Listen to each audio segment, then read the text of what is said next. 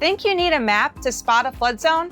Not always. Here's how to tell just by looking. In Fort Lauderdale, you can get a lot of clues on foot. Look for rust stains on garage doors, water lines on fences, or drainage gates right in front of driveways. Check if the property sits lower than the street, or if the yard holds water after a light rain. Finally, talk to the neighbors. They'll tell you more than a disclosure ever will. Buying in Fort Lauderdale? Don't wait for the flood maps and contact me. I'll help you spot the red flags.